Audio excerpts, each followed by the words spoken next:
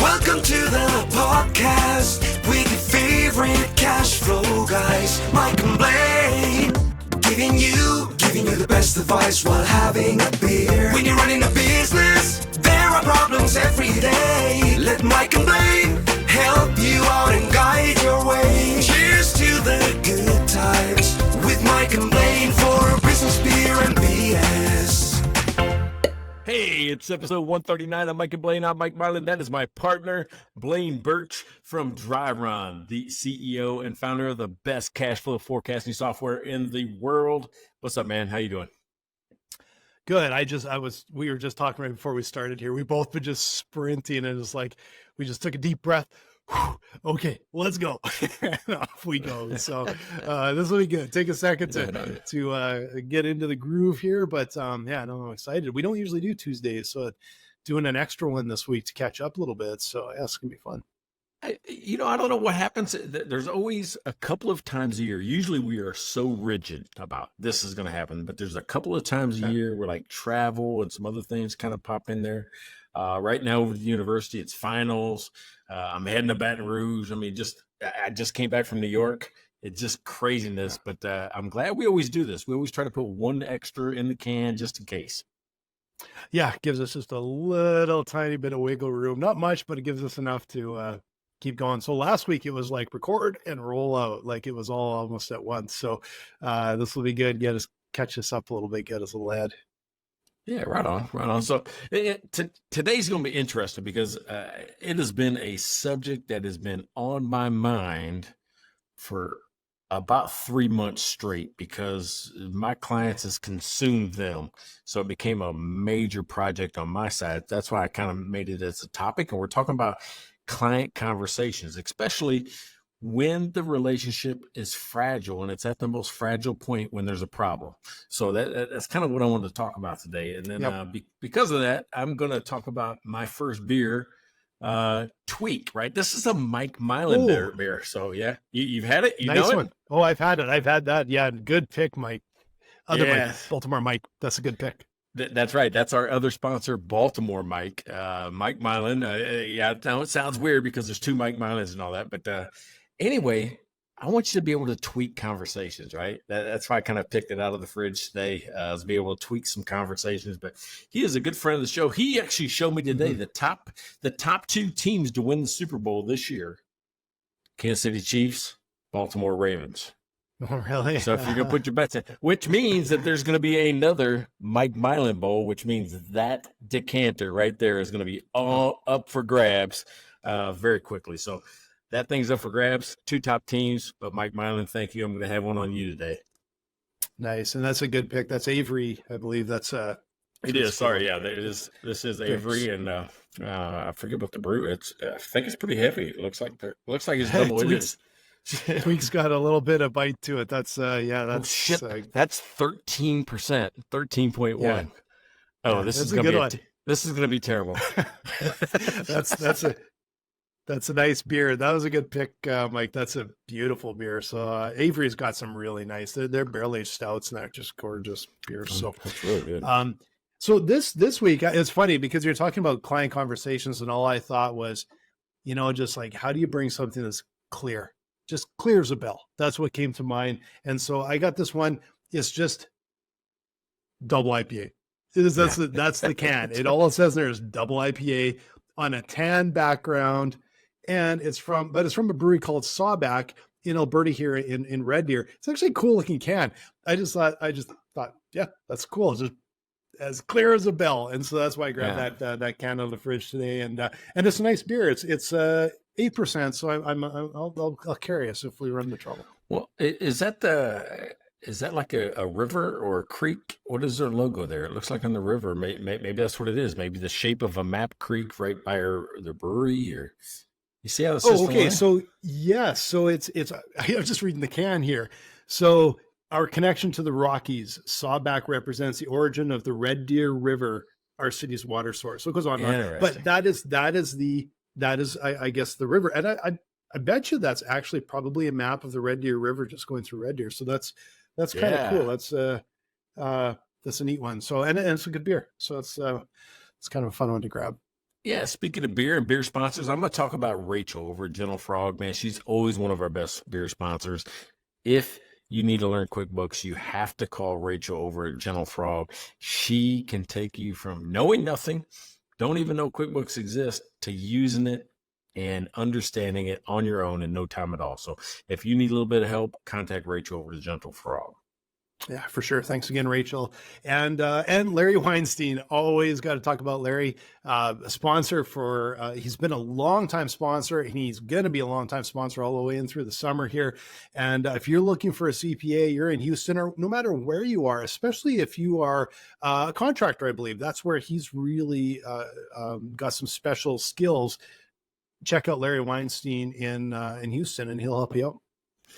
Yeah, and even though I'm not drinking his beer today, I'm going to mention Neighbor Pat, right? Neighbor Pat, mainly because I still think I'm the champion of the neighborhood, but he got that lucky punch in this last time and beat me in cornhole. But Neighbor Pat always is a good friend of the show, and really appreciate you. I still wonder if that whole corn bowl, if he set you up with that garage beer.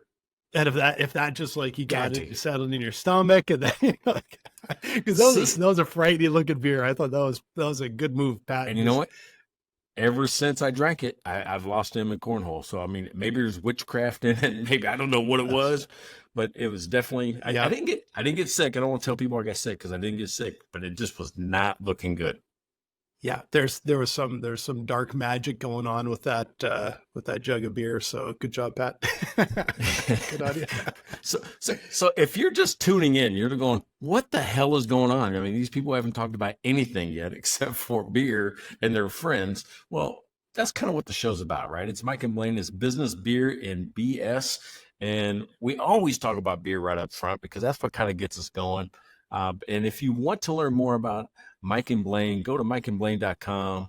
Couple of different things. If you want to be one of our sponsors for the beer, it's only $5 an episode. That's an evergreen, probably one of the best advertisements you ever spent for $5. Go buy us a beer. That's all you got to do. Buy us a beer. We talk about you. What else can they do? Well, you can also, we got some merch there. And you can hear our episodes. And of course, wherever you're watching, listening, seeing, we're on all the popular podcast networks. We're on YouTube. Right now we're streaming live to LinkedIn, Facebook, YouTube. We get people watching us all over the place. So wherever you want to watch us, see us, listen to us, make sure you subscribe, you follow, you don't miss any episodes. We're at this every week, episode 139. We've been at it for a while. So, all right. So here's a little extra one. She don't know I'm gonna say this, but she listens to every episode out there. Kimberly No, N-O-H, No Hassle Bookkeeping, also works over with Siegel, out in East Coast stuff, right there, like New Hampshire, Connecticut, all this type of stuff. But Kim has listened to every episode. She listens to us while she goes to bed. She has merch like you would not believe. Puts you to sleep, Kim? yeah, puts us to sleep. Yeah, that's all we do is put her to sleep. I mean, that's part of it. But hey, she's whatever we can do. Dude, I think she has almost every single piece of merch we got. Matter of fact, she's bought so much merch that I made her a customized hoodie. Right. So a hoodie. Nice. So she's got one that you can't even get on the website, but I made it for her because she has so much merch already. I made it and sent it out to her. Oh, that's awesome. That's great. I love that. That's great. Her big news. Have you ever heard of Insightful Accountant has the top 100 pro advisors?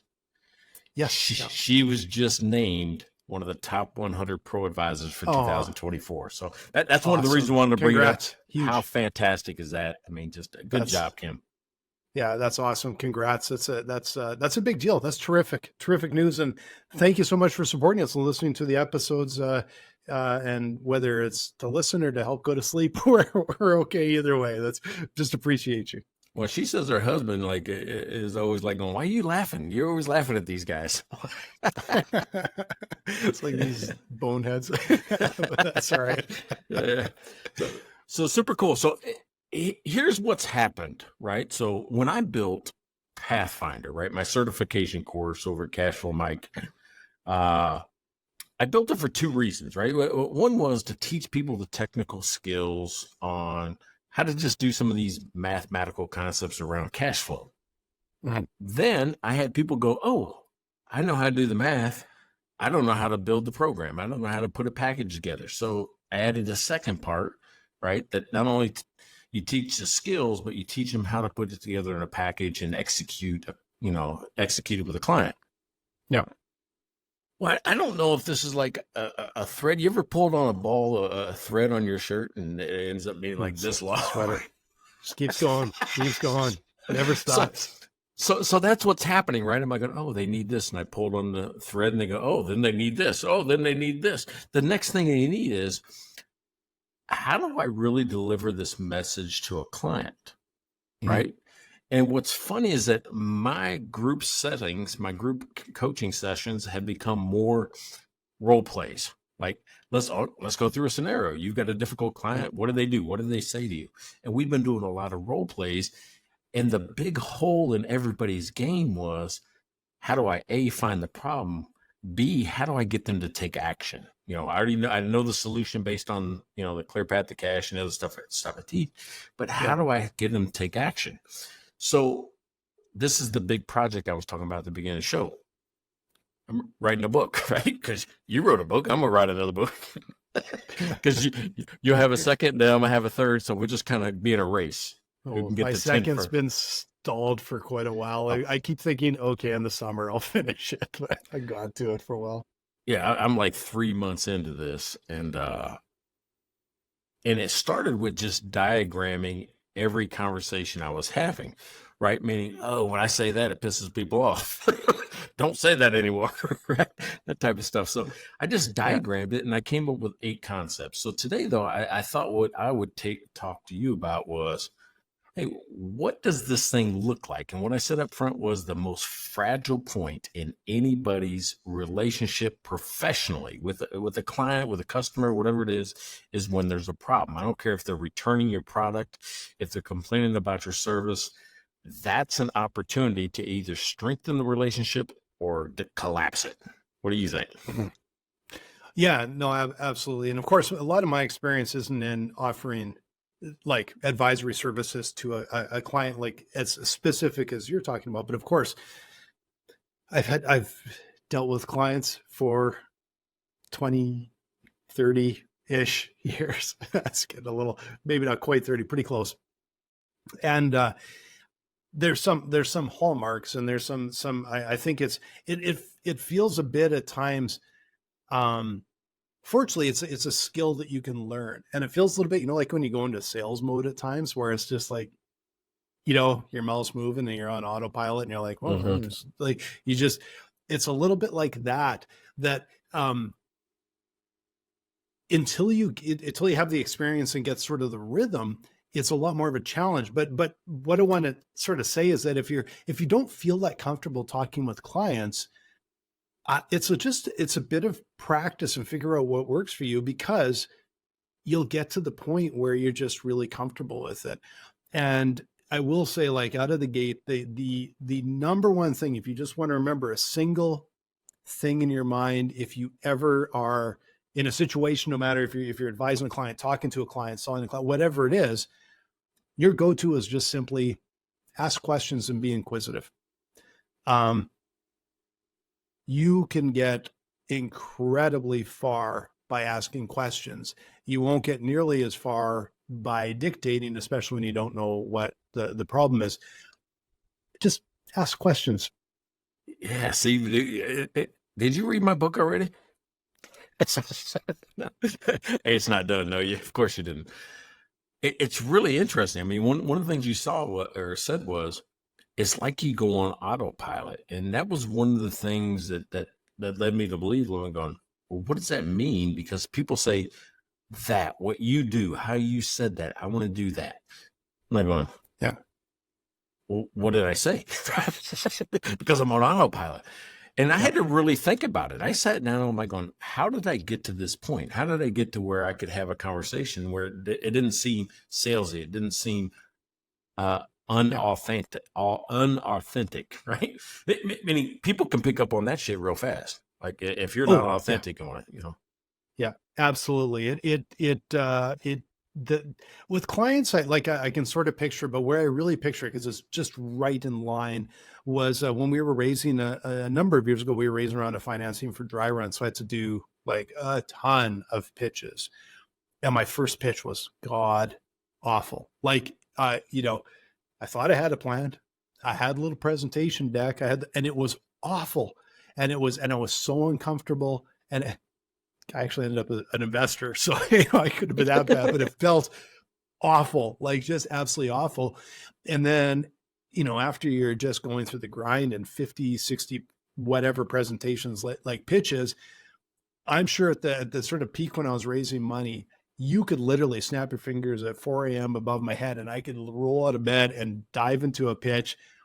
I wouldn't even touch the stupid presentation, never even got to it, just because I was so comfortable with it. And and I want to sort of say that this isn't, when I say autopilot, I'm not saying this is a bad thing and you're mailing it in. What I'm talking about is you just find that it just happens on its own. Like you're comfortable and you're having a conversation, you're asking questions, and and also, you don't even realize that it didn't take no stress, no planning, no, you're comfortable with it. And so don't look at it as you're mailing it in. Like, it's not a bad thing. I'm talking, this is a level of comfort that you can reach, but you get there by doing, right? Yeah. It's like, I mean, you can't be a surgeon unless you cut something open. It's just one of those things. It's the same way with having these conversations. You cannot read this out of a book and then, really feel comfortable with any of it. Right. So a book, to me, that's one of the things about the book. I'm like, why should I write a book on a roadmap of a conversation? I'm like, what do you really learn? Now, the role plays where you learn, because you see instantaneously how somebody can maneuver different scenarios, right? It's like an instinct. It's like, that's what they talk about when they talk about like NFL pro players. When they talk about instinct, they can teach you the technique. They can teach you what tackling technique, or to reach in for the ball, or to, how to strip, or how to tackle with the legs, or tackle with the shoulders. They can teach you every single technique that you need to be successful in football. They cannot teach you how to make the instant decision to use the one. Yeah. The they right can't teach one. you that instinct. Exactly. Yeah. They can't. Yeah. Yeah. And I want to say it's instinct or gut, but it is, it's that repetition. It's that, like they always say, the 10,000 hours. Like, they can teach you it, but you have to practice. Like, you have to do over and over and over again, perform over and over again, have those conversations over and over again. And what I will say is, don't wait till you feel prepared or feel comfortable. Just dive in, launch and learn, right? Just dive in and start having conversations. And it's amazing how far and how fast you'll get by doing that. Well, when you said don't wait, I'm like, remember my original question was, how did I learn it? I really had to ask myself, I'm like, well, how do I teach somebody else when I don't really understand how I got here, where somebody thinks I'm good at this skill? How did I get there? And I had to really think back. And those of you that have listened to the show before, I used to be a state trooper. I'm going to put it right there. I'm going to put it right there at the Highway Patrol Academy when they taught us a technique called verbal judo, right? That's where it started. That's not what I use today, because that technique is all about how to diffuse situations, how to just get somebody to talk for 30 minutes rather than fight for 3. That's really what we're trying to do. Is like, I'd rather talk to you than fight you, right? Is what you're trying to do. But it boiled down to and evolved over the last 25 years in business, because the same stuff I could get away with on the side of the road, which was, I'm going to ask you to do something. I'm going to tell you to do something. I'm going to make you do something. That was kind of the steps we went through. You can't do that in business. You just can't do that. So how it morphed was really interesting for me to really think through. Why do I do certain things? And what it boiled down to, which is what I think I'm going to call the book, is don't tell me what to do. It's a way, when you say ask questions, you're really seeking for that person you're talking to understand really what the scenario is, right? Or maybe you don't understand the scenario, but that's what we're talking about is I've got to be able to know what questions to ask at what time, because there's different questions, right? There's different questions. And that's what I came up with was those eight concepts. Yeah. Yeah. And those are like having that guideline, like some kind of plan going in is going to help, especially early on. Because going in cold is really tough, but it's that repetition that then you get that instinct, you kind of know all the moves, but you get the instinct of where it's going. And the instinct comes from, pattern recognition. So you've just done it a bunch of times and you've seen it a bunch of times, and that's how it works. And so like, I can't even think back, I don't think, to like my first year in business and dealing with clients. And those meetings went well. Obviously I got work and grew the business, but I bet you if I looked at them now, I'd probably cringe, because all I could say is I think I was probably just earnest and honest. And, but I probably got a lot of patience as well. But as the years go on, you can see it and you know it. But it still comes down to us not, I said, there's these little guides that can help you get started and be like this little plan for you, but it still all comes down to building relationships. If you're going in to try and sell someone or to train someone to do, it's going to be a lot harder than just start with building some rapport, building a relationship. And over time you get comfortable with someone and it's going to flow 1,000 times easier from there. Well, here's where the instinct for me is sometimes bad, right? Because you got to remember the foundation, the origin of my ability to ask questions is from a law enforcement background. So, it's like not quite accusatory. I'm not as much of a direct accuser maybe as I was then, but the intent's the same, right? I want you to say the thing. I want you to say whatever the bad thing is or whatever, the issue is. And sometimes it peeks its head out in terrible ways, right? I mean,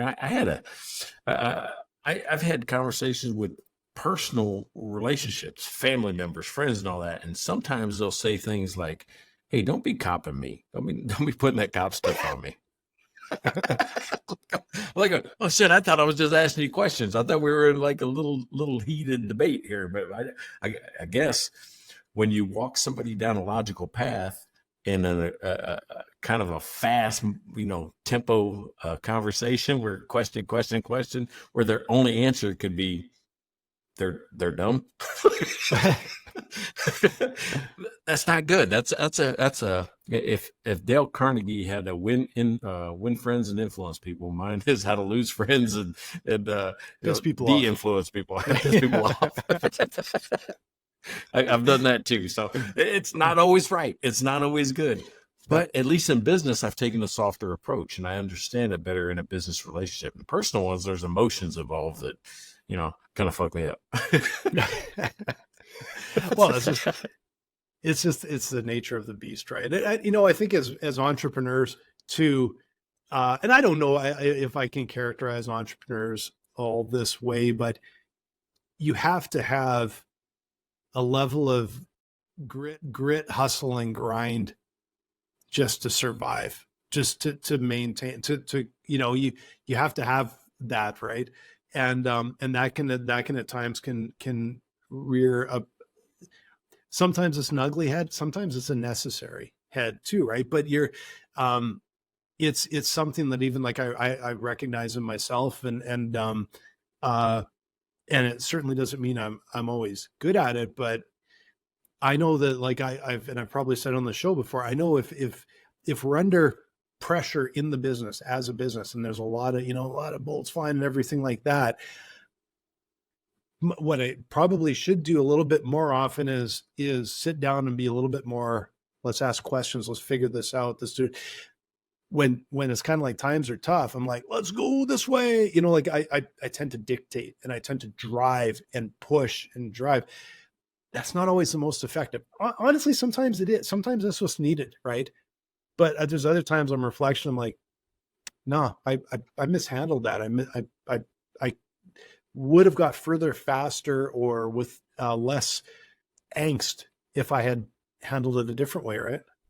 Well, that's exactly right. I mean, again, if I say the theme or title of the book is "Don't Tell Me What to Do," when I hear somebody say "you need" or "you should" or any of this, I feel like you're telling me what to do, and Yeah. I'm the type of guy that don't like that.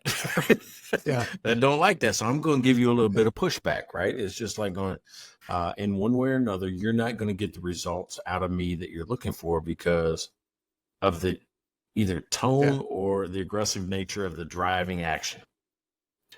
Okay, I'll get a little bit of BS, but it's completely related to this. So we were really a good friend of mine, like known since we were babies, basically. He was in town last week, so we went out for dinner, and with his wife and my wife, and we went for dinner, had a great time, and then we had dinner at a brewery, then went to another brewery to have another beer, right? And we walked and it was packed in there, and there was obviously some event. They had live music. It's like a Wednesday night or something. Like, what the heck, right? So we walk in, and then they handed us little mugs with a little sticker thing on the side. And they said, oh, this is because we're promoting the Beaumont Music Festival, which, by the way, sounds pretty awesome. So they said, take your mug and go over there and you decorate it with this kind of stuff. And then you can fill out this form and, enter the draw for tickets and everything else.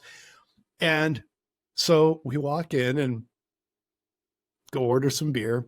And within like 2 minutes later, my wife's going over because she's going to put the stuff on the mug and everything. And she's like, where's your mug? And I'm like, what? I abandoned it. What do you mean you abandoned it? Like, well, what? I come in to have a beer and she's already telling me what to do. And I'm like, I'm not doing that. Like, she's like, go over there and do this. No, I'm not doing that. So like, I already abandoned my mug and I'm going to buy a beer and they're like, where's your mug? And they're all like decorated it. I'm like, I don't do well with that. I don't like when people tell me what to do. So I think we're cut from the same cloth because like, nope, that's not happening. And I felt really good about abandoning my cheap mug. So yeah. All of a sudden, I'm in your sales funnel for something else. I don't want to be that. Exactly. Yeah, that's exactly it. All of a sudden, I'm signing up for croquet in the garden. Yeah. Yeah, exactly. And it's it's good, but it's a good reminder, like as we're doing sales and we're trying to get people kind of into our funnel, what are we doing right and what are we doing wrong and what do people respond the best to, right? And it's always a challenge. And sometimes it's I guess what's tough for me is also just, and it's the same thing as if you're talking with the clients too, is it's not always, it's really easy to say, well, I don't react well to that. Yeah, but to your clients, to your customers, like, do they react to something differently than you, right? I think there's a point in time when I need to be told what to do. If I don't know what's going on, if I'm in a situation where we're just there and nobody's really taking charge and nobody's really, doing anything, we're just kind of standing there. I need somebody, especially if we're in an event or if I'm in your sales funnel, a confused mind never buys. So every time I'm confused, I need somebody to step in with a piece of information. I'm not afraid to take charge, but I need to know what it is, where we're going, what to do. Yeah. That's we've done, and I'm going sort of into a little bit of the self-directed, onboarding for our clients that we do now. So we're trying to guide them through, and dry runs, it's for what it is. It's easy to use, but there's a learning curve because it's still sophisticated, right? And that's something that we recognize from data recently. We're like, people are getting confused. We know where. And so it's like, okay, what can we do to get them over this point? And now that we're seeing the numbers on the come up and they're moving forward, and it's like, that data helps a lot. But that's something we're kind of fortunate we have that data, it's not as easy when you're walking in and talking with a customer or client to kind of, you have to read the room. It's a little bit different. You got to read them and read the room, right? And understand where are they confused and where, how do you get things back on track, or is it off track? Yeah. What would put us on track is a little bit more information about dry run. Happy to talk about it. Beautiful little segue there. So this week, because we're the odd ones, odd weeks, 139. I'm going to talk a little bit about dry run, just tell you a little bit about what we do. And what we do is if you're in a business, especially if you're a finance pro or you're the CEO, you're leading a business, the number one thing we do is help you and your team understand and talk about your finances, because you can't make smart decisions without that. And so really what we do is we take a bunch of your data from your accounting platform, everything else, and we humanize it. We automate a bunch of stuff. We got a whole pile of cool stuff going on, but in the end, our goal is to help you understand where your business is headed and take action on it. And so that's anywhere from setting your budget and seeing how you're doing, monitoring and managing your cash flow, forecasting your sales pipeline, modeling scenarios. If it's related to that business finance, we're going to help you visualize that and understand what's happening in your business. So come and visit us at dryrun.com. We'd love to talk with you, and free trial. Come and give it a try. Yeah. Hey, that's the first time I've heard you use the words humanize your data. That's super interesting. I mean, can you speak to that a little bit more? I mean, how do you humanize it? Yeah, it was just something that I realized was happening more and more, even with the rise of AI and everything. The data that's delivered may not be something that you and the management team or the people can relate to.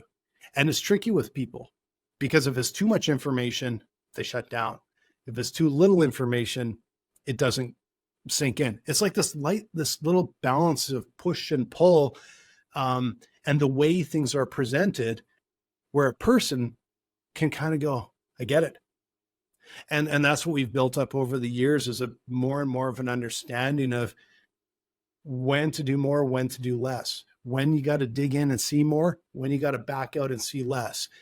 There's not just this one thing that fits all. It's so much on what you're trying to accomplish, what problem are you trying to solve as a person. And so we automate a lot, and we got a lot of stuff in the pipeline that is going to carry more and more and more. We love robots, but in the end, we're helping people, and we'll never forget that. And that's what our obsession is. Yeah, super cool. You know what? Neighbor Pat's gonna be super proud of you, because he plays a game. I think it's a drinking game. He's gonna hate that I said that, but he listens for when I transition to the mid-roll advertisement. Yep. And he looks at your face when he hears me kind of say it. He looks at your face to see if you recognize that's what happened. So when he's watching it. Pat, just for your knowledge, if you're looking at my face, I could see it coming about 30 seconds out. I knew it was coming. And then it actually took a little longer to transition than I thought. I'm like, oh, I thought you were going to introduce. And then it was like one extra beat back and forth when it came, but I knew it was coming. And sometimes I don't. Sometimes I'm, drinking beer and looking around. But that was good. That was just, I could see it. I could feel you setting it up. It was beautiful. I'm saying he's got to say, oh, he was right on, because you were right on that one. And you're right. It took maybe an extra beat, but you kept talking. Yeah, because I thought it was coming a little before. And then we went back and forth one more time. It was like the extra drum roll before it popped up. So it's yeah. So Pat, I did see it coming, but if you think it was just a little tiny bit later than I thought, just a few seconds, 30 seconds. So that's so funny. All right, so the second half, I want to talk about a couple different things, right? Like the first one is how I put it in the description for the show, which was, have you ever seen somebody that's having two different conversations where the client is pissed, but maybe they can't figure out exactly how to tell you what the problem is? and you're trying to solve a problem that you think it is, but it's not. Right? You ever seen that? Right? Yeah. I think I've felt that before too. Like I've been in it. Yeah. I've been in it, like where you're, and it's always the aha moment where it's like, oh shit, I missed that. Yeah. And then let's go back. And again, let's go back and start asking questions. It's the ultimate fallback is ask questions. And I know it's got to be sometimes the right questions, but honestly, it's like, just have a conversation, be inquisitive, and you'll get a lot further than telling. Right. All right. So that's where I started implementing it. And I started doing it about, maybe a year and a half ago. It's not that long. But have you ever seen, like my paid group is called Clear the Noise. Have you ever heard me say clear the noise? Here's where it came from. I was doing it at live seminars before I started doing it with individuals. But clear the noise to me was every time I go in front of a live group, they always had other thoughts in their head, like going, oh, when he's going to take a break. Do we get lunch? Where are the bathrooms? There's all these things you're telling yourself when you're in a meeting room. You're like going, you don't know what to expect. So I started putting that in the beginning. And I was just calling it to myself, hey, I need to clear the noise, the things that other people are thinking, so they won't pay attention to me, because they're like going, well, when the hell is this guy going to take a break? Because I'll just go. Yeah. But I'll tell people up front, I'm like going, I wonder what would happen if I do that in individual conversations. But instead of me trying to, at least in the live seminar, I can kind of predict what you're thinking about and tell you up front. I'm like going, well, hell, that doesn't work for just a regular conversation. So I created a question. The question is simply this: hey, what's going on in your world? Or, meaning, what's, what you've been worried about? What's what's keeping you awake at night? Those type of little questions clear the noise. If I say that up front, you're going to tell me what the issue is. And then if I don't quite understand it, I'm not trying to answer the wrong question, but if I don't quite understand it, then I can clear it up with, tell me more. Hey, can you say that differently? Right? Which means I can really understand what the problem is, so I don't look like a dumbass trying to answer the wrong question. Yeah. Yeah. It's, it reminds me a little bit of, like even just doing software demos. People come in, they'll just, sometimes I'll get like an email, just like, yeah, can I take a look at that? Like one little sentence kind of thing. Yeah, for sure. Happy to do it. Right.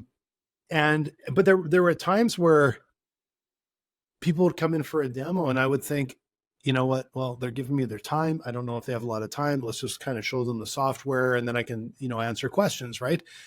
And, realize that isn't very effective compared to when I would go in and it just, again, it's a bit of developing that relationship. I'd walk in, start having a bit of a conversation and like, tell me about you. Tell me about like why you're here. Like what sort of problems are you facing?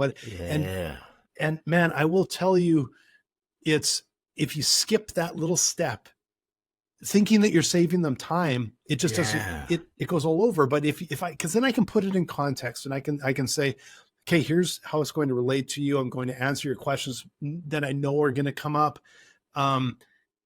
It's so much more effective for everybody. So it might feel uncomfortable for them to just like start asking them questions when but it works. Right.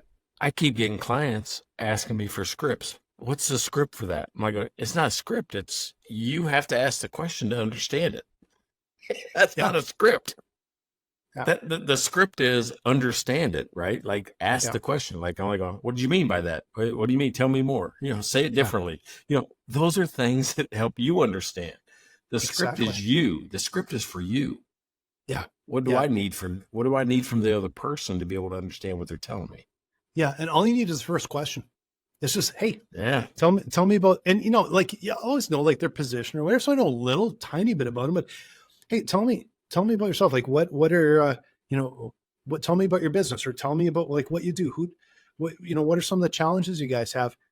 It's just a little bit. And once the conversation starts, then you're off into the races. Right. But you also have to know, like, when is when do you kind of have enough, and let's do a little transition over to here and go into here. And that's again like a bit of a feel thing that you get from repetition. So you kind of know where the it's almost like a rhythm, right? Okay, and now it's back over to me, and I'm gonna play for a bit, and then back to you, and Yeah. Well, in consulting though, you have to have a couple more tools in your tool belt. And what I mean by that is sometimes just asking those questions, the client doesn't know how to articulate really what the problem is. It's still vague. It's still like weird. So I developed this technique I call the crowbar. And I call it the crowbar. Think about a crowbar. What do you do with it? You jam it in and leverage out the problem, right? That's basically what you're doing. So this crowbar is 5 questions, and I ask all 5 of them. And it isn't just me asking a question. This is me really trying to understand. I will make a whiteboard or a piece of paper of these 5 topics. And what I'm looking for is a theme. You're like, oh shit, your problem is here. The questions are this. Here's the 5 questions. Super simple. Everybody can do them. What's working? What's broken? What's missing? What's confused? What shouldn't be here? And I'm talking about their whole business, right? Those 5 questions is the crowbar. Because when people start to answer that, and I'll ask the same 5 questions to everybody I can talk to in the company.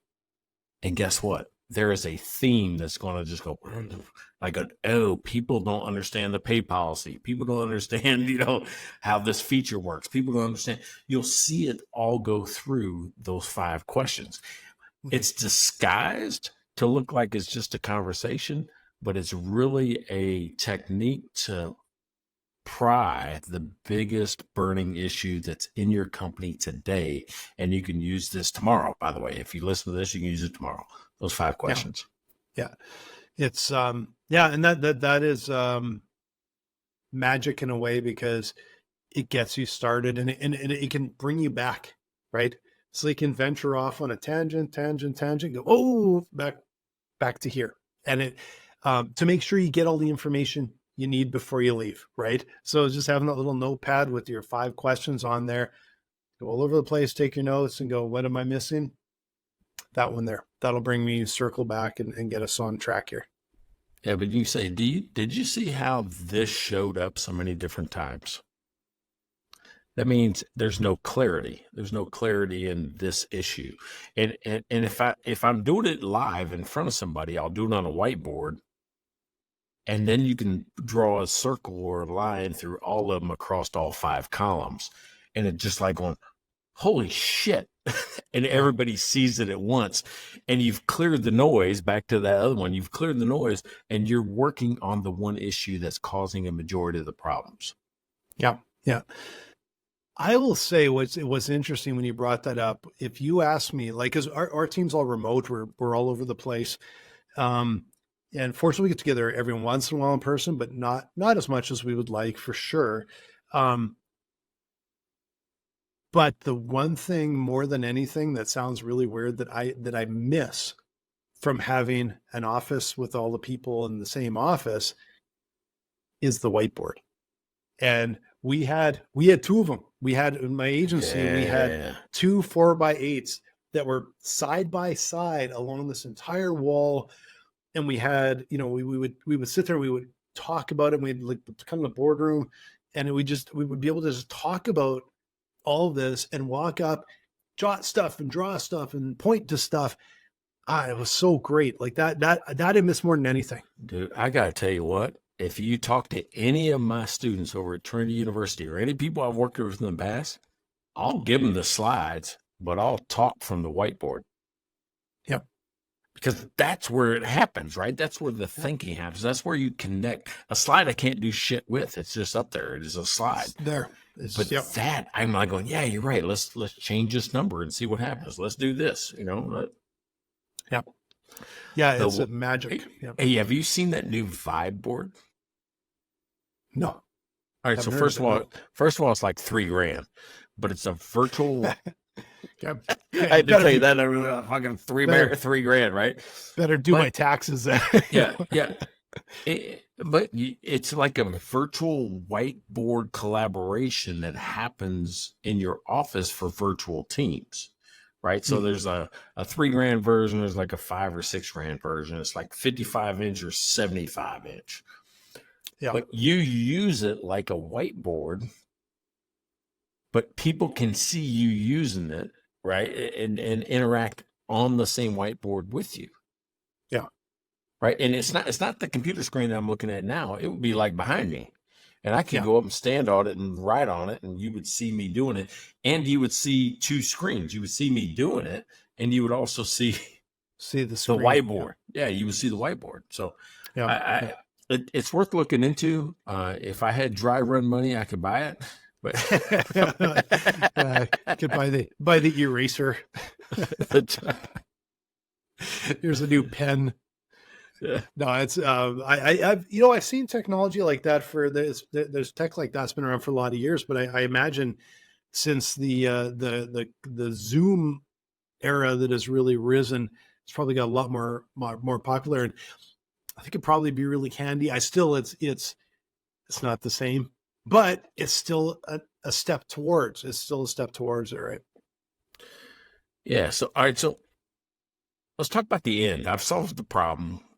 Right. There's an end. You can't just say, I solved the problem. I'm the hero of the story and go, especially if you're a consultant, especially if you're in a longer term relationship, because there's other things that have to happen.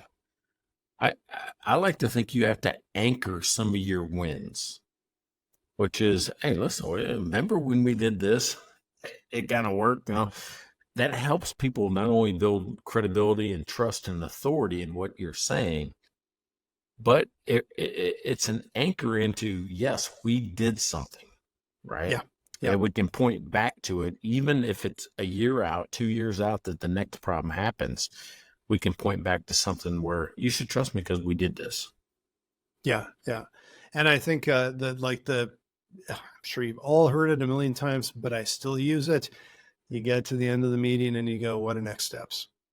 Like it's just like rolls off the tongue. What are next steps? Because there has to be, it's so easy to walk out and everyone's thinking something a little different. They all interpreted something a little different. And it's just pulling it together and having some sort of action that goes after that meeting. It makes an enormous difference. And it's just, that's the question at the, like I would always end on, just to make sure. And sometimes that can be a fairly long conversation itself, but it's important. All right, so I like next steps. I always have homework, right? I call it homework. You call next steps. Homework. Oh, didn't you hate homework when you were younger, man? Like I hated homework. I don't even want to hear that word, man. So next steps is better than homework. See, I like homework. Homework seems like we have a responsibility. We got an obligation. I'm okay with homework. Okay, here's the difference. Homework sounds like something I'm going to skip out on. that was how I grew up. Skip it out, get out of it all the time, right? Next steps to me sounds optional. I don't have to do it. It's because I don't like being told what to do. Because I don't like being told what to do. It circles all the way back, man. Like it's a bit of a like, hey, what's exciting? What's fun? What are we going to do next? You say homework, and it's just like, oh man, homework. Yeah, seriously. I get it. I get it. So, but here's what I think next steps miss is that you have to anchor it to something. So I've got a thing called the economic echo. When we take this next step, it will mean this in dollars, right? It's, I put this out into the world. If I take this next step, it means this in dollars, right? So I like an economic echo to with every action that I do next. Yeah, but it works as well with next steps as it does with the word homework, which just makes chills run up the back of my spine. So, hey, next steps are for Edmonton Oiler fans when they run up against that Vegas night buzzsaw. I don't know if I'd call them a buzzsaw. We'll see what happens. No, you can't. You can't. Think about it. That is a weird series, right? So Vegas has won the 2 road games. Now Dallas has won the 2 road games. Edmonton's kind of rolling over, right? It's like they're just, what are they, 3-1? Yeah, they're 3-1, and the one they lost was an OT. And they haven't. Yeah, no, I think they'll get through this series. I think the next, Colorado and Dallas are both. They're going to be a brutal. Vegas and Dallas are going to be both a brutal out. Colorado's also a brutal out. Yeah, man, you got to get past one of those three teams, I think, to make it past here. But I'm pretty sure next round Edmonton's either going to be against Vancouver or Nashville, and I feel pretty good about that. So. Yeah, I was watching Vegas and Dallas last night, and I'm like going, man, why'd they go empty net so I thought they went too early on empty net and then just lost it right there. Yeah, it's they were only 1 goal down. They were 1 goal down, try to tie the game. Yeah. If it works, maybe that's brilliant. What they were trying to do. Yeah. If it works, he's brilliant. If it's not, he's a moron. That's just how that's being a coach, man. That's how it is. But yeah, we'll see what happens. But I think I think there's 4 big tough outs, Edmonton being one of them. Colorado, Vegas, and Dallas and Edmonton are all tough outs. Nothing against Vancouver, but they got some injury problems now, and it'll be interesting to see what happens. So I'm hoping they go further, because we've had heartbreak for a lot of years. We're going back to basically the 80s, and I think 1990 since. Painful, man. Yeah. All right. So, final word. What'd you learn today? I think it was just again a reminder and a real appreciation for the importance of being prepared, but probably more so the importance of experience, and getting reps in. And so, I think it goes back to go in with a plan. But go in. Don't put it off. Get in there, and you'll if you're uncomfortable with it, you will get a lot better just from the reps. All right. So I learned 2 things. One, you cannot be good at conversations unless you have them, right? Unless you actually go do it. And 2, I think Baltimore Mike is trying to ruin the show by giving me 13%ers. Man, I'm telling you, I'm like going, did that word come out right? Am I fumbling all these words? What happened? Man, I can't even believe you didn't even pull a Fidel Hopper. That's how much how heavy that beer is. So, but I will tell you, Mike, Baltimore Mike, you can always send a little tweak my way, because I love that stuff. That's good stuff, man. That was a good pick. So I think we made it through the show okay, and I was on my light double IPA here, so I'm still feeling good. I'm ready to get to work after this. Check out their website at mikeandblaine.com, then subscribe to the podcast and buy these guys a beer.